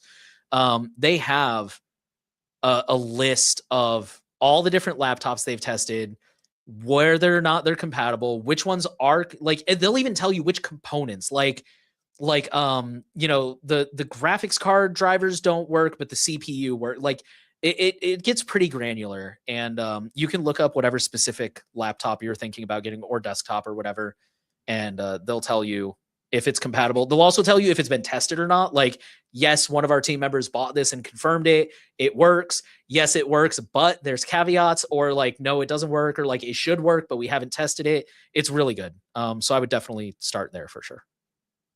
So Not a question, but Anonymous 285 said that M's new activism project is going to be a read for the weekend. Absolutely. I think this is an incredible resource, especially if you are interested in some of the stuff I was just talking about, being an activist or an advocate for privacy rights in your area, or starting like a local organization like EFF Austin, for example, where we're gonna be next week. But organizing groups like that, I think a lot of the resources that has published at privacyguides.org/activism are super useful. And even if like you're not sure if you are a privacy activist or you're not super into that, I think a lot of it is very good advice if you are interested in any of these topics. That it's definitely worth a read. So yeah, totally check it out.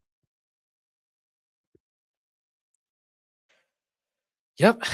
Yeah, I saw that comment too. Thank you. We're super excited about it back here, as I'm sure you guys can tell. So but I think that's all we've got actually. So I guess we'll go ahead and call it here. All right. Um, Well, all of the updates from This Week in Privacy, we share them on our website on the blog every week. So you can sign up for the newsletter, or you can subscribe with your favorite RSS reader if you want to stay tuned and get links to all of the stuff that we talked about in the show. For people who prefer an audio version of this, we do put the audio version of this recording on all podcast platforms and RSS. We also sync the video recording of this to PeerTube after the fact, so you can find this video later without having to go to YouTube if you don't want to. Privacy Guides is an impartial nonprofit organization that is focused on building a strong privacy advocacy community and delivering the best digital privacy and consumer technology rights advice on the internet. If you want to support our mission, then you can make a donation on our website at privacyguides.org/donate. You can contribute using standard fiat currency via debit or credit card, or you can opt to anonymously using Monero, or you can donate with your favorite cryptocurrency, whatever that may be. Becoming a paid member can unlock exclusive perks like early access to video content that we publish on our channel and priority during the live stream Q&A. You'll also get a cool badge on your profile in the Privacy Guides forum and the warm, fuzzy feeling of supporting independent media. Thank you all for watching, and we will see you next week live from Austin, Texas. Very exciting. See you, everyone.